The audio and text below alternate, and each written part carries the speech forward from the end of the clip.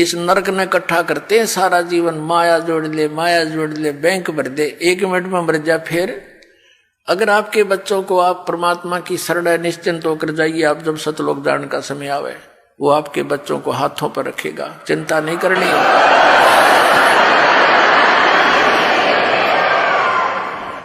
एक समय एक अब्राहिम सुल्तान अधम नाम का मुसलमान राजा था। बलख शहर का वो राजा था, बहुत ज्यादा उसकी संपत्ति थी और पिछले जन्म का वो परमात्मा का हंस था। वो कौन था? पिछले जन्म में एक सम्मन नाम का मनियार था, उसकी पत्नी नेकी थी। और ये सम्मन और नेकी द्वापर युग में वाल्मीकि के घर में जन्म था। ये दोनों पति पत्नी ही थी और उनको परमात्मा मिले थे बालक रूप में, जैसे वो लीला करते हैं प्रत्येक युग में। तो उनकी उस सेवा के वश परमात्मा ने उनको फिर वहां आकर संभाला था। उसके बाद नेकी और उसका पुत्र सेव तो पार हो गया था, सम्मन नहीं हुआ था। तो वो सम्मन ने उस जन्म में बहुत ज्यादा पुण्य किए थे, ये कथा अलग से सुनाऊंगा कभी, आज विषय दूसरा है। उसने अपने पुत्र की कुर्बानी भी दे दी थी परमात्मा की सेवा के लिए, कबीर साहब ने उसको जीवित कर दिया था। फिर वो सम्मन पार नहीं हुआ, लेकिन उसने जो पुण्य किए थे, परमात्मा के संग रह करके कुछ दिन भक्ति की थी, उसके परिणाम स्वरूप वो अगले जन्म में एक 9 शेर खान नाम का राजा बन गया। और इतना कंजूस हो गया कि वो कोई दान करे नहीं और गनाए धन था। तब परमात्मा वहां भिखारी बनकर गए उस 9 शेर खान नाम के राजा के पास और कहा कि महाराज कुछ दक्षिणा दे दो। और राजा बोला, महाराज जी मेरे पास तो धन है नहीं, कंगाल आदमी हूं मैं तो। महाराज ने कहा, उस परमात्मा जो संत रूप में खड़े थे कबीर साहब, कि राजन तेरे पास तो 80 खजाने हैं, 80 गंज, एक गंज में अरबों की संपत्ति होती है, खरबों की, हीरे पन्ने लाल सोना, और उसकी 80 ध्वजाएं फरक रही थी। तो उनका अर्थ होता था कि राजा के पास 80 गंज खजाना है।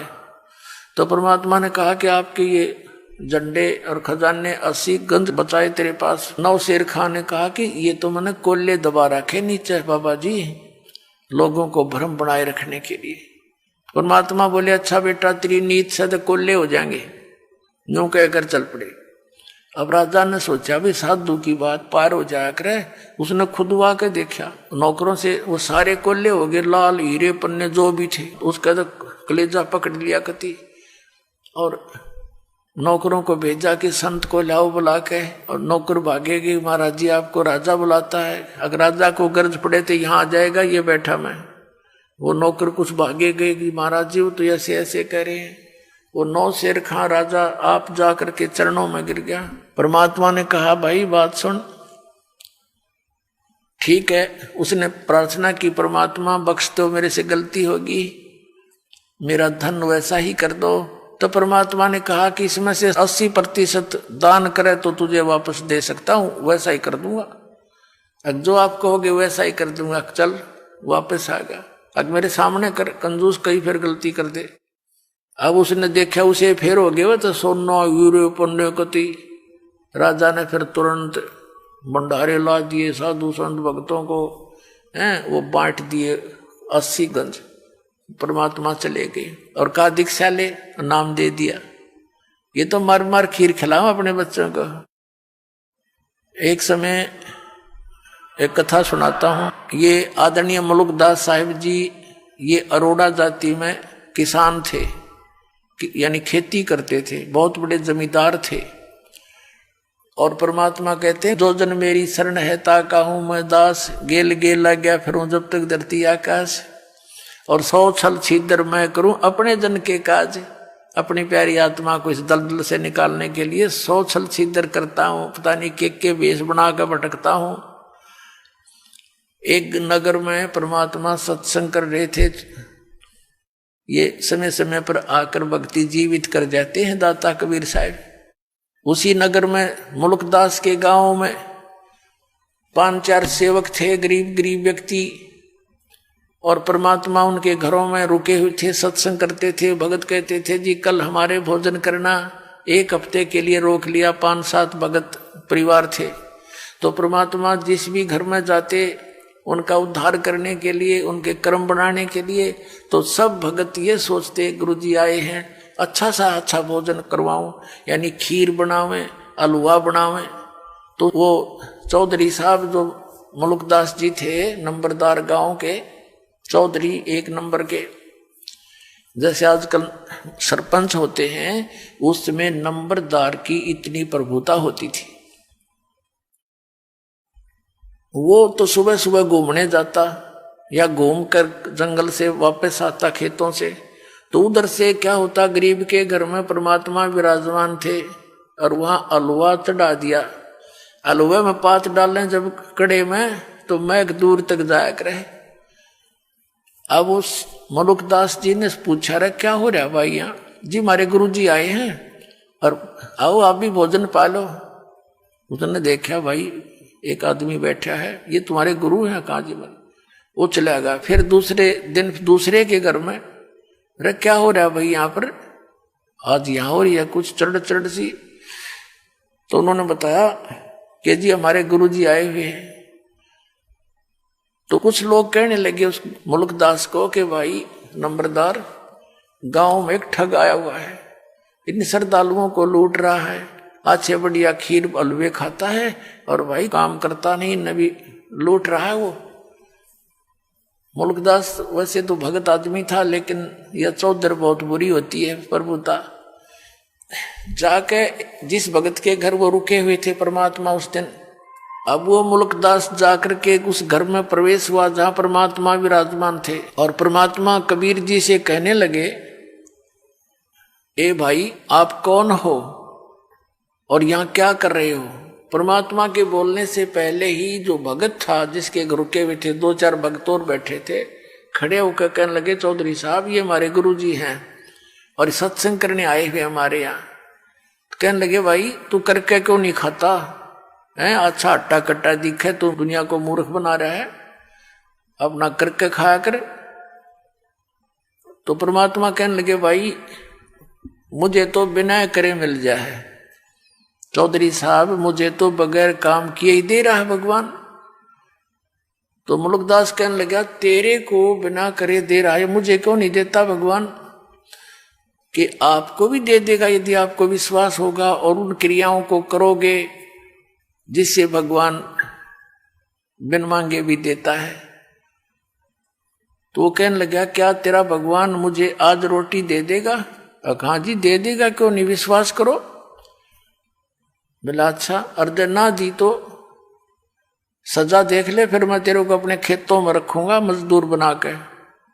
और परमात्मा बोले, जब भगवान ने तेरे को आज रोटी दे दी तो क्या करेगा? कि मैं तेरा चेला बन जाऊंगा।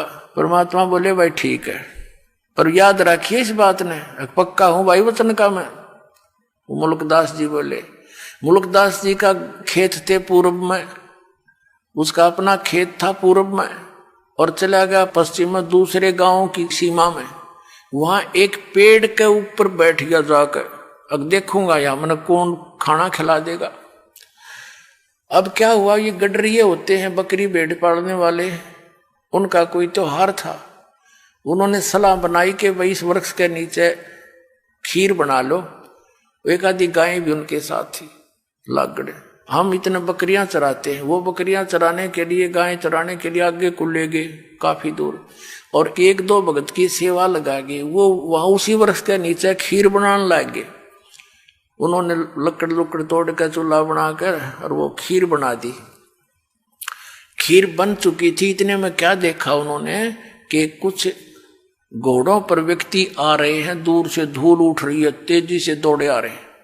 उनको पता होता था जंगली लोगों को कि इस तरह की जब कोई आता है वो डाकू होते हैं। वो भाज के डर के बनी बनाई खीर छोड़कर वो वहां भाग गए अपने मित्रों के पास, जहां उनके दूसरे बकरियों वाले थे। तो उधर से वो घोड़े वाले आकर, बड़ा बढ़िया वृक्ष था उसके नीचे खड़े हुए, रुक जाओ थोड़ी देर यहाँ। एक कहने लगा, इसमें क्या बना रहा है, ये क्या है देखियो। उनका सरदार बोला, एक डाकू नीचे उतरा, जी इसमें तो खीर है।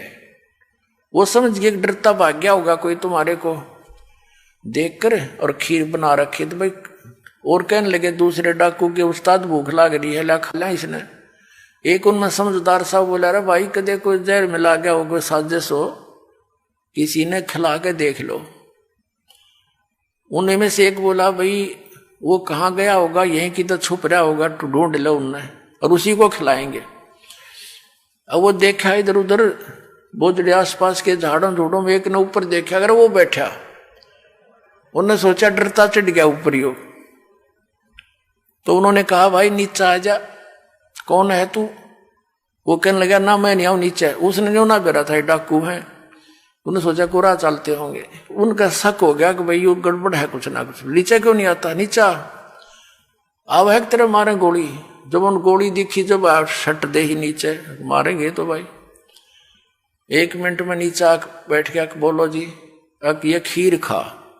उसने एक गाल गया, थोड़ा सा तो ढक्कन सा था, उसमें खीर गाल दी, खा इसने। बोला कति नहीं खाऊं।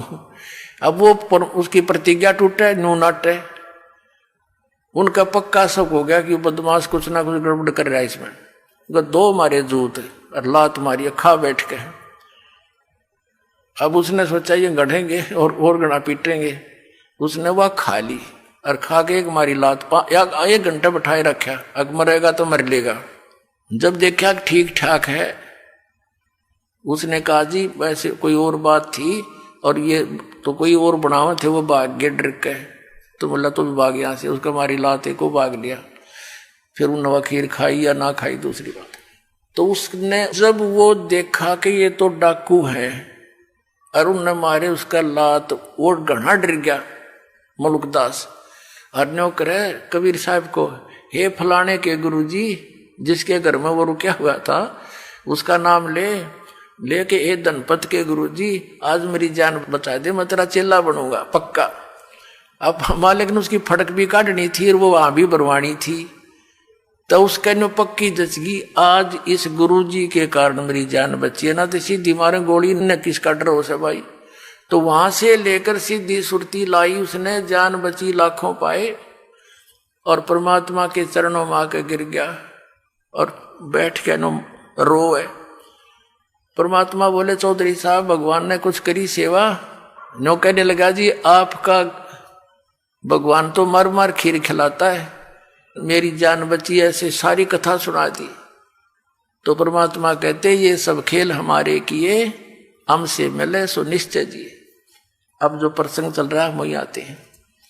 अब परमात्मा ने उस 9 शेर खां बादशाह से कहा कि सारे बाट और यहीं बैठा हूं, ना तो तेरी और भी गड़बड़ हो सकता है तेरे घर पे।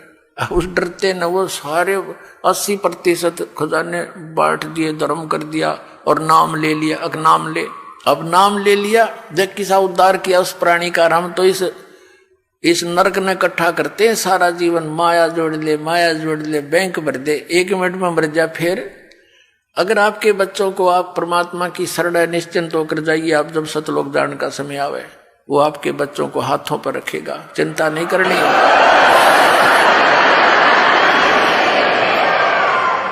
और भगवान की खोज किस लिए करते हैं? जिन्होंने शरीर तक गाल दिए, हजारों वर्ष बैठे रहे, अपने टुकड़े टुकड़े शरीर करवा दिए परमात्मा के लिए। परमात्मा कहते हैं, जाके ऊपर ऐसी बीती, कैसा है वो देश, वो कैसा वो भगवान जिसके लिए हम ट्राई कर रहे थे, और वो खोजे से नहीं मिला और स्वयं आके मिला, उसको हमने पहचान नहीं करी। तो ये हमारी अज्ञानता थी, आध्यात्मिक अज्ञानता। अब दास चाहता कि आपको उस आध्यात्मिक अज्ञानता का नाश करूं, भगवान को पहचान लोगे आप जल्दी। तो अब क्या किया, सब भंडारा करवा दिया, उसके थोड़ा बहुत जितनी चाहिए थी 20-30% वो छोड़ दी संपत्ति। परमात्मा चले गए और कहा इसका भजन कर बेटा। वो मंत्र जाप करने लग गया। कुछ दिनों के बाद उसके मन में के आई कि मैं भी अच्छा पागल हूं, गुरुजी कौन से देखे थे कितना दान करूं, मैं थोड़ा बहुत करके कह दूं जी सारा ही कर दिया मन तय, या गलती कर दी, अच्छा घने घोड़े खरीदूं, वो कोई कोई शादी कराऊं हो, इस तरह की बकवास उसके मन में आ गई। अब जो मालिक की शरण में नाम उपदेश लेकर उसने जो दान किया था वो तो उसको मिलना ही मिलना है फिर, लेकिन वो मोक्ष नहीं हुआ। आशा रहेगी उसकी नालायकी के मैंने बड़ी गलती कर दी, ऐसा नहीं करना चाहिए, तो उसके कारण उसकी मृत्यु तो होगी। अगले जन्म में वो बलख शहर का राजा बन गया,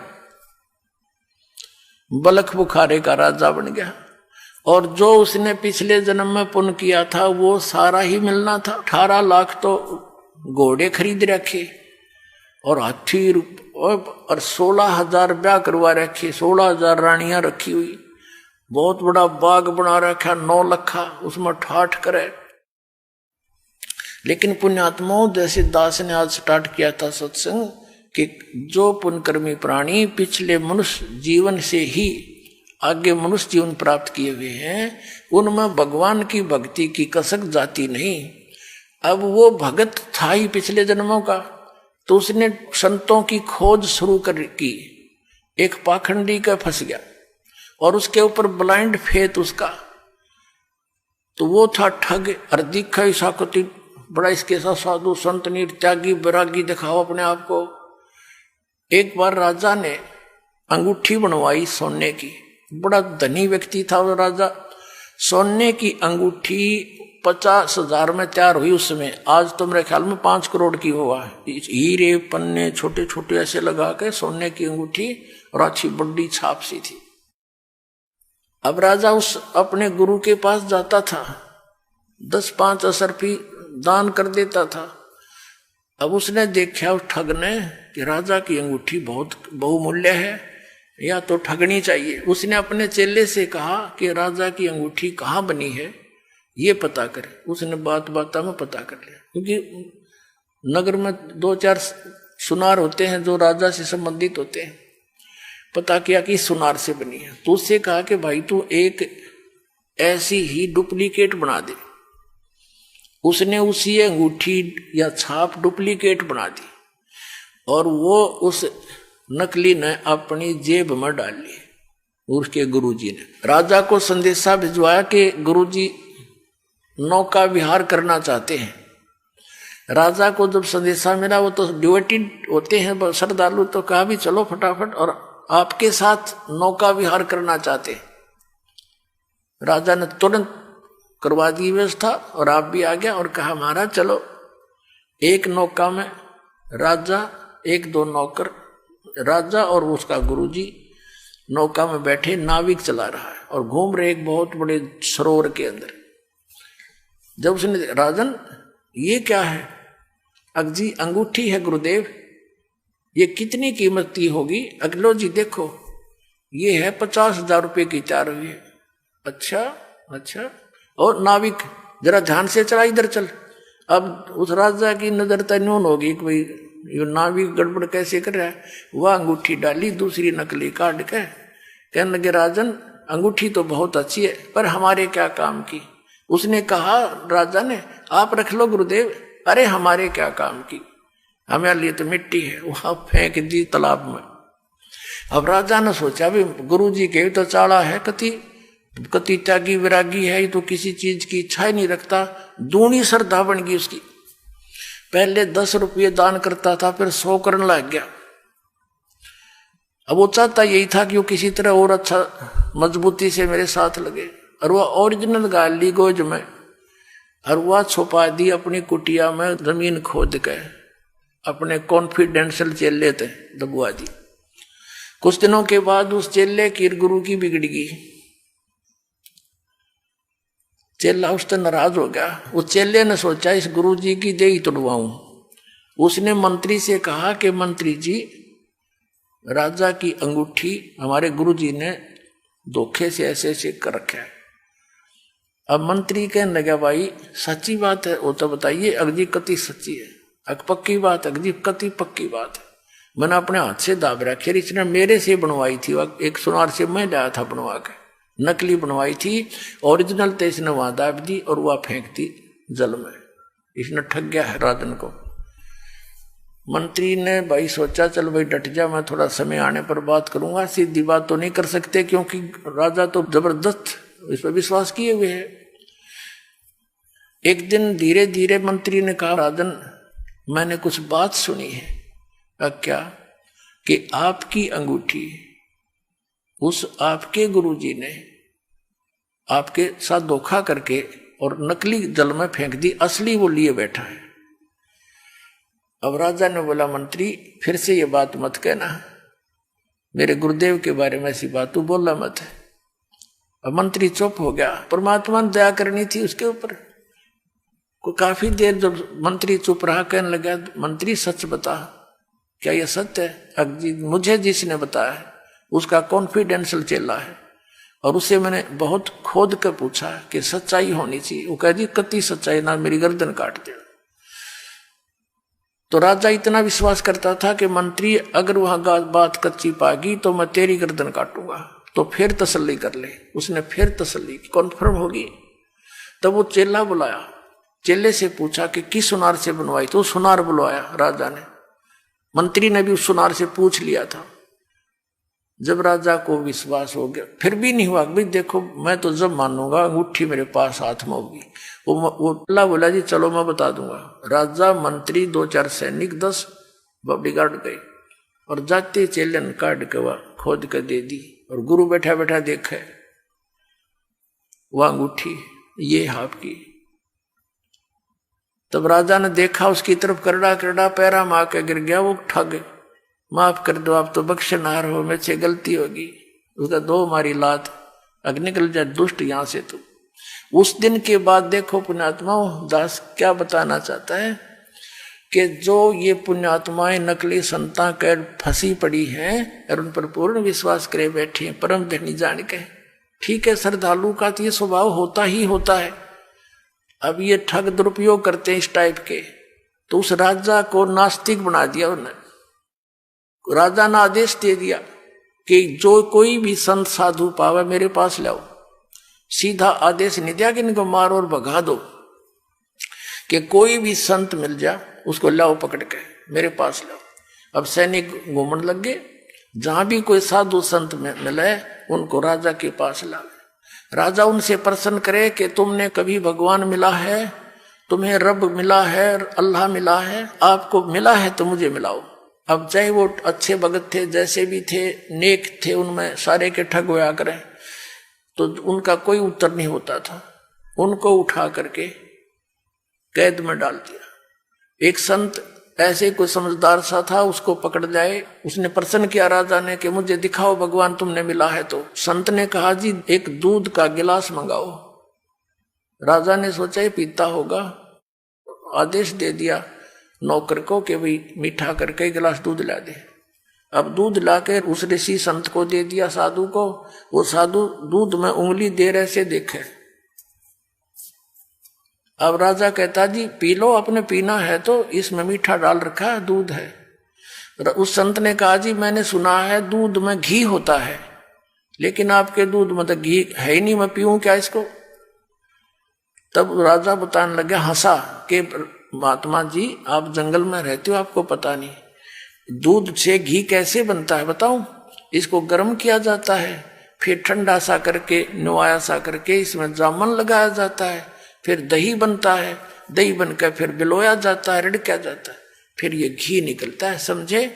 तब वो संत ने कहा, राजन इसी प्रकार जैसे दूध से घी निकालने की विधि है, ऐसे ही परमात्मा के पाने की विधि है, मैं बताऊंगा और आप करो। राजा कहने लगा, घनी बात मत बना, चलो अंदर, तुम बकवास, ऐसी बातें मैंने बहुत सुन रखी है, तेरे जैसे पाखंडी।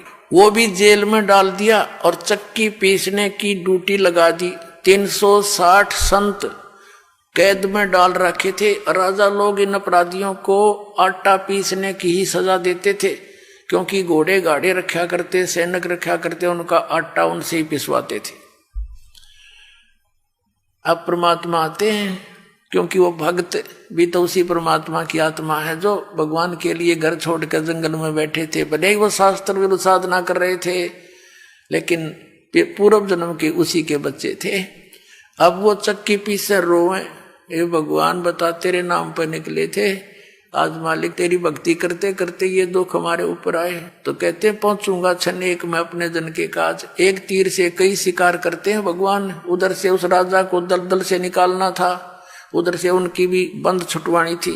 अब क्या हुआ, एक दिन परमात्मा एक ऊंट, जैसे राजस्थान के अंदर होते हैं ये राजस्थानी, बड़े बड़े साफे होते हैं इनके, ऊंटवाल बोलते हैं इनको, और लंबी नोक की जूतियां होती थी पहले, एक लठ रखते थे साथ में, छोटा सा कुर्ता सा पहनते थे, धोती डबल टांग की पहनते थे। ऐसी वेशभूषा बनाकर एक कारवां बोलते, कारवान, उस रभारी जैसी, और राजा के रेजिडेंशियल प्लेस पर यानी उसके निवास स्थान की छत पर, राजा के घर की छत पर रात्रि के समय, और ऐसे खोद मारे लाठी की छत पे, खट खट हुआ। राजा की छत पर तो चिड़िया की आवाज भी नहीं हो सकती। राजा एकदम नींद से उठा, मंत्रियों को फालन किया, ये क्या आवाज आ रही है, तुम कहाँ सो गए हो, और पकड़ के लाओ ये कौन है कमबख्त। अब लाए ऊपर तो पकड़ के एक राजस्थानी सा नो लठ ले रहा हाथ में, नो खड़ा।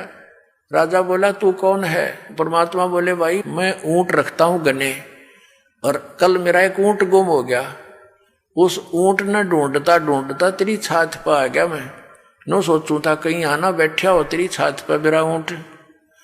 अब राजा कहता है अरे बोले आदमी, छत पर कभी ऊंट हो सकता है, यानी क्वाइट इम्पॉसिबल, तू कहाँ ढूंढ रहा है।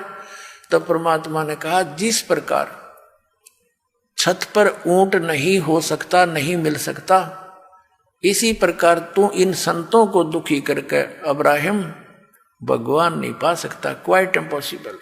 अन्यों का अंतर ध्यान हो गए, अदृश्य हो गए। वहां से राजा को चक्कर आ गया, क्योंकि सामने से आदमी एकदम उदल हो जा तो कलेजा हिल जाए इंसान का। और वहां पहुंचे कहां पर, जहां वो चक्की पीस रहे थे।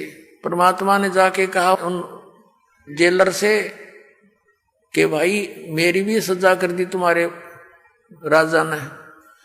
वो भी साथ दूसरा रूप बना लिया मालिक ने वहां जाके। कहने लगे अच्छा भाई तेरी सजा कर दी, कहा तू बड़ा ईमानदार आप पाया गया। अकोर भाई क्या करूं, क्या करूं, और मैं नहीं कहीं और फिर पकड़ के लाएंगे मुझे। तो उस जेलर ने भी अंदर कर दिया कि चल पकड़ चक्की पीस। अब परमात्मा बोले भाई बात सुन, सैनिकों पुलिस वालों, एक काम करेंगे हम सभी, उनसे कह दिया कैदियों से, कैदियों भाई डट जाओ, बंद कर दो चक्की को। एक काम करेंगे, चाहे तो आटा पिसवा लो और चाहे इसमें ये दाने डलवा लो, एक काम तुम करो, एक काम करेंगे। अब उस सैनिका ने सोचा अच्छा ये तो क्रांतिकारी है भाई, इसने सारे ये चंगरा दिए। तो उन्होंने सोची कि लाइन की फड़क काट देंगे। पहले 4 घंटे पिसवाते थे तो ईव इनको 12 घंटे पिसवाएंगे, और हम कनक डालेंगे ये पीसेंगे। कहने लगे तुम चक्की पीसो और हम कनक डालेंगे। परमात्मा बोले ठीक है पोजीशन पकड़ो। अब वो सारे पुलिस वाले खड़े हो गए, क्यों पुलिस वाला एक का जना 10 चक्की हम डाल दे, इतने वो लगे रहे काफी देर तक। तो परमात्मा बोले भाई तुम खड़े हो जाओ साधु भक्तों और आंखें बंद करो। उन्होंने आंखें बंद कर ली, और परमात्मा ने अपने हिस्से की जो चक्की थी उनके लिए रखी हुई थी उसका डंडा लगा दिया सोठी। वो 360 चक्की अपने आप घूमने लगी, नो खखाट उठ गया। और परमात्मा बोले ले भाई सैनिकों कितना पीस लियो, और हम चले। परमात्मा ने कहा आंखें खोलो। उन आंखें खोली तो उस नगरी से बाहर 1 किलोमीटर दूर जंगल में सारे संत खड़े। और परमात्मा ने कहा इसे साकेट की नगरी में फेर मत आइयो, तुम भाग जाओ यहाँ से। अब वो तो छोड़ कर जूती नू जाओ खखाट, बाबा जी तक गए पार सीमा तक। अब उधर से क्या हो रहा है, वो चक्की आप चलने, उन पसीने आगे बुखार चढ़ गए सारे उन पुलिस वाला के, और दूर खड़े हो गए देखे सारे। फिर एक सैनिक गया राजा के पास कि राजन ऐसे ऐसे एक संत आया था और उसने ऐसे जादू जंत्र किया कि सारी चक्कियां चल रही हैं, सारे कैदियां ने भगा ले गया अंतर्ध्यान करके। उधर से राजा के बारे में पता चला कि यहाँ भी आया था राजा ने जाकर देखा कि सचमुच चक्कियां चल रही है। वो तो इसलिए था कभी सैनिकों के ऊपर फिर ये दुखी करा कि तुमने भेज दिया उनको, तो चक्की चलती देख कर वो कहने लगा भाई थारा दोष नहीं, ये तो मेरे पास भी आया था। अब उसकी वो सटाट हुई उसके वह कसक भगवान की उस दिन से। फिर कुछ दिन में भूल पड़ गई, राजा चिंतित हुआ तो मौलवियों से बुलवाकर, काजियों से, मौलवियों से एक ताबीज बंधवा दिया बाजू में। उन्होंने बताया जी ये तो कोई ऐसे जन वगैरह होते हैं, भूत प्रेत, ये फरिश्ते वगैरह आ जाते हैं, कोई ऐसी बात नहीं, अब नहीं आएंगे। कुछ दिनों के बाद परमात्मा ने क्या करा, एक यात्री का रूप बनाया। शाम के समय एक छोटी सी पोटली राह चलते रखा करते, बैग बैग जैसे छोटा सा, उसमें अपने रास्ते के कपड़े आदि होते थे। ऐसा लेकर के एक पोटली सी सिर पे, और शाम के समय राजा बैठा था अपने महल के सामने घर में। एक तो होता है उनका दरबार ऑफिस, वो अलग होता है, एक अपने घर में बैठा था। और वो परमात्मा पहुंच गए वहां सामने राजा के पास। राजा से जाकर कहने लगे, अरे भाई धर्मशाला वाले, ए सराय वाले, एक कमरा किराए पे दे दे भाई, और उसका किराया बता दे, मैंने एक रात काटनी है। राजा उसके मुंह की तरफ देखे, उन्हें सोचा भोला बाला यात्री ग्रामीण है, इसका धोखा लग गया। वो कहने लगा, भाई आप कौन हो? उसने कहा, परमात्मा ने, मैं यात्री हूं, मैंने अपने जाना है सफर पे, देर होगी, मैंने रुकना है रात ने, तो किराया बता दे, कोठड़ी मैंने दे दे। तो राजा बोला, तेने पता ये क्या स्थान है? क्या है भाई बता दे। कि ये मेरा महल है, मैं राजा हूं यहाँ का, ये सराय नहीं है। परमात्मा ने पूछा, तेरे से पहले इसमें कौन था भाई? कि मेरे पिताजी थे। उससे पहले कौन था? कि मेरे दादे परदादे, मेरे पूर्वज थे। तो वहां वो कहाँ गए? कि वो तो अल्लाह खुदा को प्यारे हुए। तो आप कितने दिन रहोगे इसमें? जब अपना नंबर आवा ना मृत्यु का, जब होश हवास उठ जाते आदमी के, कहाँ जाना तो मुझे भी पड़ेगा। फिर न महल समझे मूर्ख तू, ये सरा नहीं तो क्या तू महल समझता है? ये तेरे बाप दादा पड़ पीढ़ी ये भी बसे सरा में गिदी, ऐसे ही तू चल जाई, इसलिए मैंने यह महल सरा बताई। न्यू कहकर अंतर ध्यान हो गए। राजा को चक्कर आके गिर गया। अब फिर और मौलवी बुला दिया, उसने दूसरी बाजू का तबीज बांध दिया। कब नहीं आओगा, भूत प्रेत था कोई। इन्होंने जरा यो प्रेत ना हटता, ये तो हमने निकाल के छोड़ देगा यहाँ से काल के जाल से। अब क्या हुआ, कुछ दिनों के बाद राजा कुछ नॉर्मल सा हुआ। ये राजा क्या करता था, एक 9 लखा बाग होता है जिसमें 9 लाख प्रकार के पौधे लगाए जाते हैं, मतलब उसमें अच्छा बढ़िया वातावरण बनाने के लिए। वहां राजा टहलता था और दोपहर के समय 2-3 घंटे वहां विश्राम करता था। उस बाग के अंदर राजा की जो बेड था, बिस्तर था, उसको संवारने का, आसपास चारों तरफ फूल फाल सजाने की ड्यूटी बांदियों की लगाई जाती थी, नौकरानियों की। परमात्मा ने एक दिन एक बंदी का, दासी का रूप बनाया, नौकरानी, यानी रानियों की ड्रेस में और नौकरानियों की ड्रेस में अंतर होता था। अब परमात्मा ने एक नौकरानी का रूप बना के और बेड बिछाया खूब सुंदर, चारों तरफ गुलदस्ते लगा दिए। राजा की बेड पर स्वयं सो गए, बंदी रूप में, नौकरानी रूप में। अब राजा आया, उसने देखा कि तेरी सेज पर, तेरे बेड पर एक बांदी सोए। इसका इतना दिमाग खराब हो गया, इसका इतना डर निकल गया। वहां पर एक अंटर रखा होता था, राजाओं के पास रखते थे, आसपास रहता था। एक अंटर उठाया, कोड़ा। वो कोड़ा इतना जबरदस्त लगा करता था, अगर घोड़े का मार दे तो घोड़ा बैठ जा, इतना पीड़ा होती थी। उसने क्रोधित होकर के उसको, परमात्मा को बंदी जानकर, दासी मानकर, नौकरानी मानकर 3 कोरडे जबरदस्त ढंग से मारे और 3 निशान न्यारे न्यारे मार लेके कमर पर हो गए। अब परमात्मा बांदी रूप में खड़े हुए, दासी रूप में। पहले तो थोड़ा सा रोने का बहाना किया और फिर हंसते हंसते लोटपोट हो गए, जमीन पर लौट कर हंसे हंसे, डटे नहीं डटे।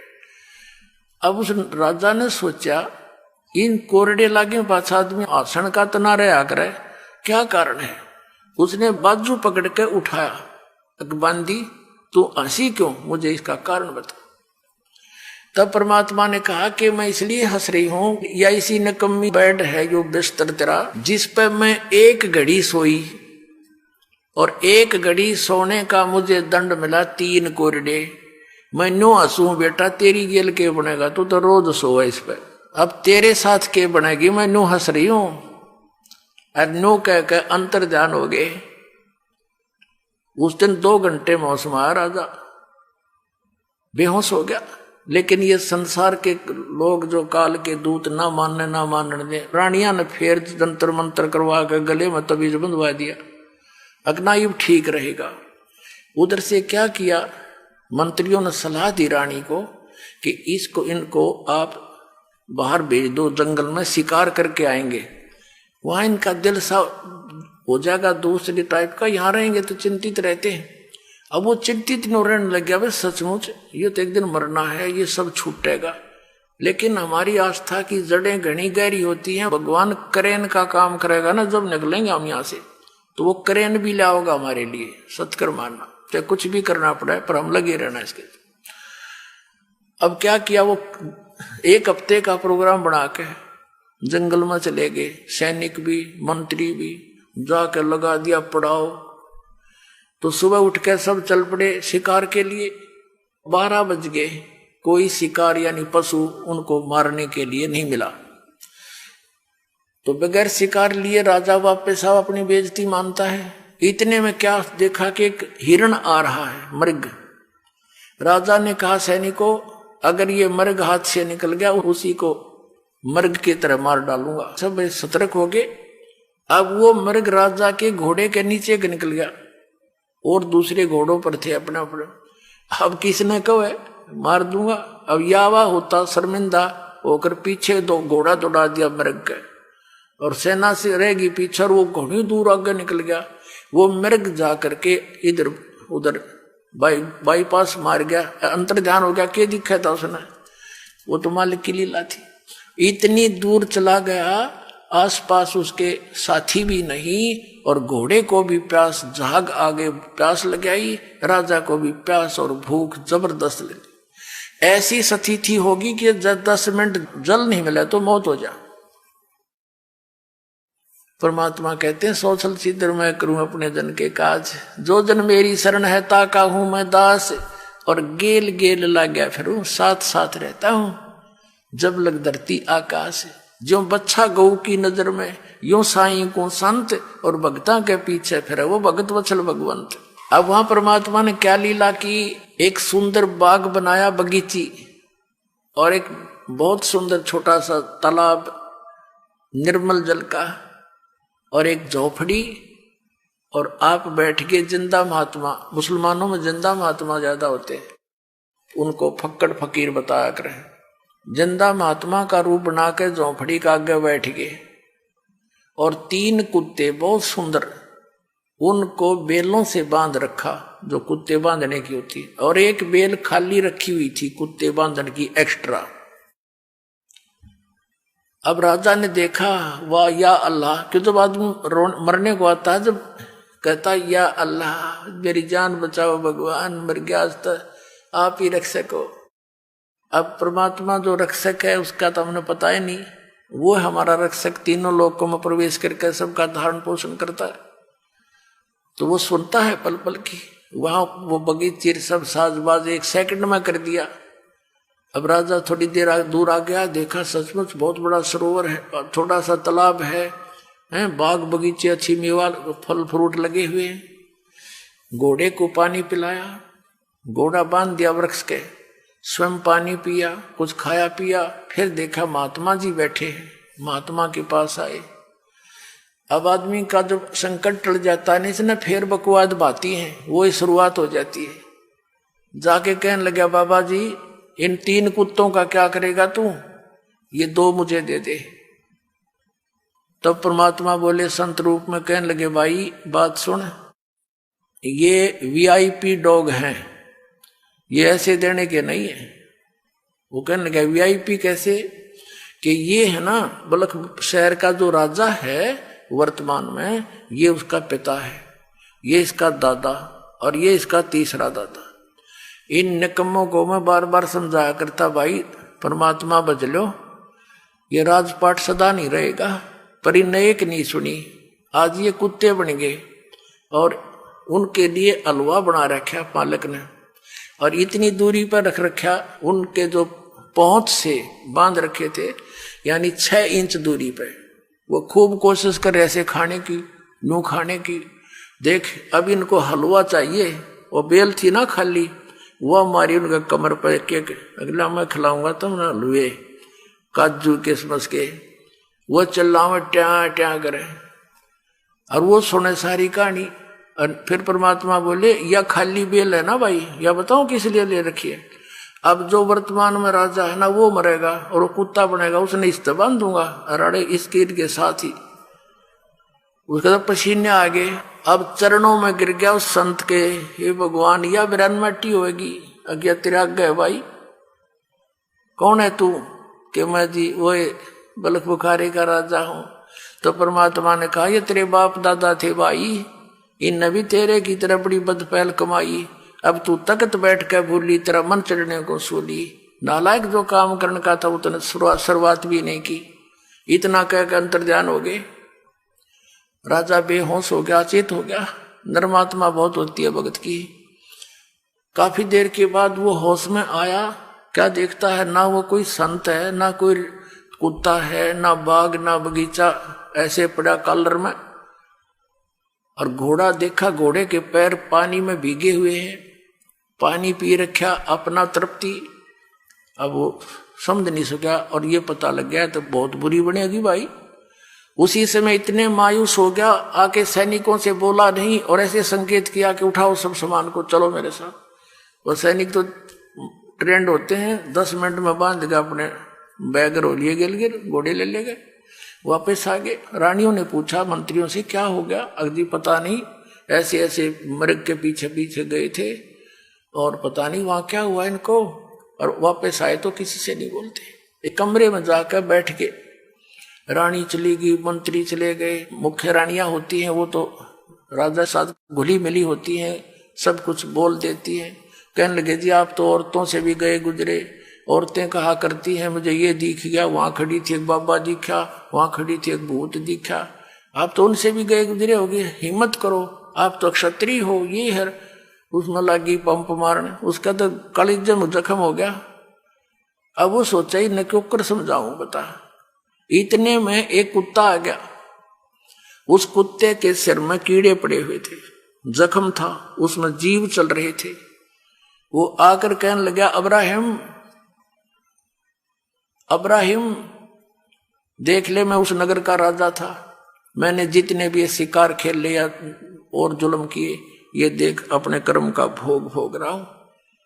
अब जान बचाई जा तो बचा ले भाई, न्यों कह करो भाग्य खेदे ही। अब राजा कहने लगा देख लिया तुमने, तुम्हारे सामने, अब तो आगे पीछे हो तो चलो, तुम ना मानो थे। और कहा निकल जाओ इस कमरे से बाहर। सबको बाहर कर दिया, कुंडी ला ली। रात्रि के समय घर के पीछे से कमंद डालकर, रस्सा डालकर, सब वस्त्र निकाल कर और एक साल की जो है ना चद्दर सी बांध के ऐसे गले में एक का लपेटा करें साधु संत ऐसे, और निकल गया घर से। रात ने 20 किलोमीटर खींच दी रातों रात, घर के उठे इतने। अब आगे जाके क्या देखा, भूख लगी जोर की, एक मालन बेर बेचे थी। कहा मालन बेर कैसे देती है, कहने लगी 1 पैसे का शेर देती हूं। अब्राहिम ने कहा ये मेरे पास पैसा तो है नहीं, ये जूती है, इतनी कीमती जूती पहना करता, 2.5 लाख रुपए की, 1.25 लाख रुपए की एक जूती, उसमें हीरे पन्ने जुड़ा रखे, सारी ऐसी थी, सबसे कम कीमत की थी जो पैर के चल लो। अब भूख का पुण्यात्मा ये सोना काम नहीं करे, भूख लगी, कहने लगा ये दोनों जूती दे दूंगा तेरे को, मुझे 1 सेर बेर दे दे, और ये 2.5 लाख रुपए की है। मालन ऊपर ले मन तेनों कहने लगी मैंने तो 1 पैसा चाहिए, क्योंकि कैसे दे दे, और दोनों उठा कर अपने सारे दर ली। 1 सेर बेर जब तोलने लगी 1 किलो, 1 बेर जमीन पे गिर गया तोलते तोलते। मालन तेनों के मेरा, अब्राहिम के मेरा तोले पाछे गिरा है, वनो के नाम मेरे हाथ से गिरा है। उस बेर पे गुत्तम गुत्ता परमात्मा ने अपने रूप में आकर उसका 1 दिरा कान पे है, ने बोला 2.5 लाख की जूती और 1 पीसे का बेर है। देखा दम सुल्तान तने के छोड़ दिया मेर, ये ममता क्या छोड़ा, तू राज ने गिर ले लिए फिर है नालायक, जब वापस अपने घर ने कर ले राज तू। अरे मुश्किल तो नरक से निकाला। अब घर के त्याग देने से राज नहीं त्यागा जाता पुण्यात्मा, अंदर से त्याग मिट्टी समझ इसको। और फिर चरणों में गिर गया, हे भगवान बड़ी दया करी आपने, मैं तो कति यहाँ तक दब चुका था दाता, आपने तो रस्सा ही बांध कर निकाल लिया। बेटा मुझे मालूम था तेरी दुश्मन थी माया, जिसने तू अपनी प्यारी समझ रहा था। अब मैं तेरे साथ होता ना, जिस चीज की आवश्यकता पड़े मुझे बताइए, हाजिर खड़ा पाओगा। अब क्या हुआ, शाम के समय उसने फिर भूख लगी, ना सुबह के समय रात तो कट गई। तो सुबह याद किया भगवान भूख लगी, आकाश से एक थाली आई, कपड़ा उसके ऊपर डला हुआ थाल पोस, उसने उठाकर देखा, उसके सामने आके रुक गई। उसमें क्या देखा, काजू किस्मत सेब संतरों के भरी, और साथ में हलवा खीर पूरी कचौड़ी और रोटी, सारी आइटम उसमें। वापस न्यू का न्यू ढक दिया कपड़ा और मुंह फेर कर बैठ गया, कहना भगवान ये तो आपने छुटवाए थे, ये फिर भेज दिए, दास को सूखी रोटी दे दो। परमात्मा ने आकाशवाणी करी, बेटा तू सफल हुआ, अब तेरी आत्मा हट गई इस गंदे दलदल से, अब तू लकड़ी तोड़ और जंगल से बेच और अपना गुजारा कर और भक्ति कर बेटा, नाम बिना बात नहीं बढ़ेगी। अब उसको नाम दिया सतनाम, पहला मंत्र दिया फिर सतनाम दिया, फिर कहा बेटा तुझे सारनाम दूंगा, सारनाम जब दूंगा तू योग्य हो जाएगा। और परमात्मा ने बताया कि मेरा वहां आश्रम है, तू वहां आ जाना। तो वहां एक रहते थे साधु रूप में परमात्मा। अब्राहिम वहां जाने लगा, फिर सारनाम का समय आया, परमात्मा ने कहा बेटा ठीक है वहां आ जाना, सारनाम तुझे दूंगा मैं। वो समय रख दिया, तिथि बता दी। तो राजा आ रहा था और एक बहन भगतमती वो उसी नगर की थी, और उसके नगर के पास परमात्मा का आश्रम था छोटा सा। वो राजा जो भगत बन गया था वो नीचे से जा रहा था गली से, वो लड़की ऊपर से कोई कूड़ा करकट उठाकर और नीचे डाल दिया उसने। डालने के बाद देखा तो एक व्यक्ति पे गिर गया, और लड़की झांक के देखा, फिर बाद में वो रोले मचाने लग गया, तूने ये क्या कर दिया, कौन है तू बदतमीज। तब उसने देखा झांक के को हो तो किसी आदमी पर गिर गया, और आंखें लाल करके कहता है काश मैं आज राजा होता, तेरे टुकड़े टुकड़े कर देता, तूने मेरा सारा हुलिया बिगाड़ दिया। वो कहने लगी भाई साहब गलती होगी, मैंने देखा को नहीं, माफ कर दो, मैं आज राजा होता तुझे बता देता। तो वो लड़की ने सोची भाई यू क्या मतलब है, राजा क्यों कहता है। अब वो लड़की भी आश्रम में आना था, उधर से उसने भी गुरुजी से मिलने जाना था, वहां वो सारे इकट्ठे हुए। जब उसने देखा तो वो आदमी है जो रास्ते में इसके ऊपर गलती से कूड़ा गिर गया था। तो परमात्मा से पूछा गुरुदेव ये भगत है, ये कभी राजा था। कहा बेटी ये बहुत बड़ा राजा था, अब्राहिम सुल्तान अधम नाम है इसका, बल्ख बुखारे का राजा है। अच्छा ये था वो, कहा। परमात्मा ने पूछा क्या बात थी, कि महाराज जैसे ऐसे ये आया ना, जब मेरे से गलती से कूड़ा गिर गया, मैंने ध्यान नहीं करा, मैं तो यहाँ आने की चिंता में थी। इसके ऊपर जब कूड़ा डला तो इसने बहुत बुरा बोला, तो मेरे ते बहुत गालियां दी और कहा यदि आज मैं राजा होता तेरे टुकड़े टुकड़े कर देता। कहा अच्छा बेटा कोई बात नहीं, ये राजा था बेटी, इसमें कोई शक नहीं, बहुत बड़ा राजा था। अब कुछ देर के बाद उसने प्रार्थना की कि गुरुदेव आपके दास को सारनाम की दया करो, यदि योग्य हो गया हो तो परमात्मा बोले बेटा अभी तो तू राजा है, जब दास बने ना जब आइए, 1 वर्ष का समय दे दिया। अब वो कहना जी मैं तो आपका दास हूं, ये मालिक अब कहाँ राजा, मैं तो आपका दास हूं। कहना बेटा ये तो ऊपरले मन तो बोल रहा है, तू अंदर से राजा है। अब उसको न्यू नहीं डिक्लेयर किया, यू किस कारण से कहा, अगजा 1 वर्ष के बाद आना। अब गुरु जी का आज्ञा सिरोधारिये, उठ कर चल पड़ा जैसे आपकी आज्ञा हो। 1 वर्ष के बाद निर्धारित समय और निर्धारित दिन के इस समय तक आना है तेने वहां उस दिन। और परमात्मा ने कहा बेटा अब कई रास्ता तो वहीं तेरे घर के पास से आओगा, इसके ऊपर भैंसों का गांव का गोबर और मूत थोड़ा सा पानी मिलाकर बाल्टी तैयार रखिए, और जब यूं तेरे घर से नीचे का इसको ऊपर चोटी में गिरिए इसके। वो लड़की तो सवेरे बना के सारा सामान तैयार होगी, और नो देखा कद से आवेगा, उसने आना ही था क्योंकि निर्धारित समय दे रखा। वो नीचे से आ रहा था, उस लड़की ने जचा के ऊपर तो तरडा ला दिया और सारा उड़िया बिगाड़ दिया उसका। और फिर ने बोली भाई साहब गलती होगी मेरे ते, माफ करियो। नो बोला बहन कोई बात ना, माटी पर माटी ये तो पड़ी है, कोई बात ना, धो लूंगा नहा लूंगा, कोई बात नहीं। अब फिर वो नहा धो के, गर्मियों का समय था, थोड़ी देर में कपड़े सूख साख गए, फिर वो आया। वो लड़की उससे पहले पहुंच गई। परमात्मा ने पूछा बेटा करा काम, हका कर दिया जी, तो क्या प्रतिक्रिया थी इसकी भगत की।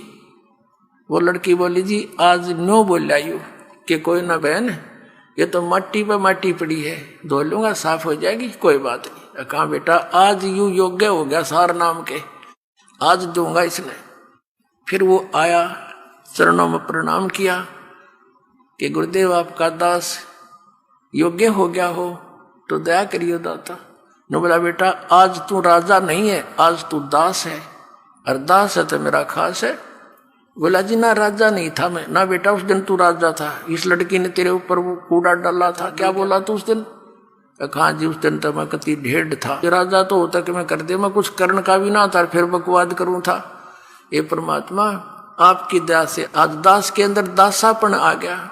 तो परमात्मा कहते हैं दासातन नेड़े नहीं नाम धरावे दास, और पानी के पिए बिना भाई कैसे बुझ जा प्यास।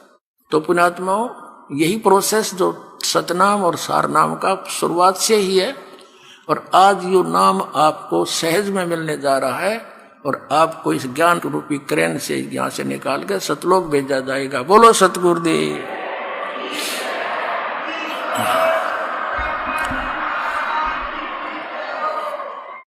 भाई जो गुरु वचन पे डट गे रकट गे फंद 84 के, कट गे फंद 84 के, रकट गे फंद 84 के। भाई जो गुरु वचन पे डट गे रकट गे फंद 84 के। वस्तु मिली ठोर की ठोर, मिट गई मन पापी की दौड़।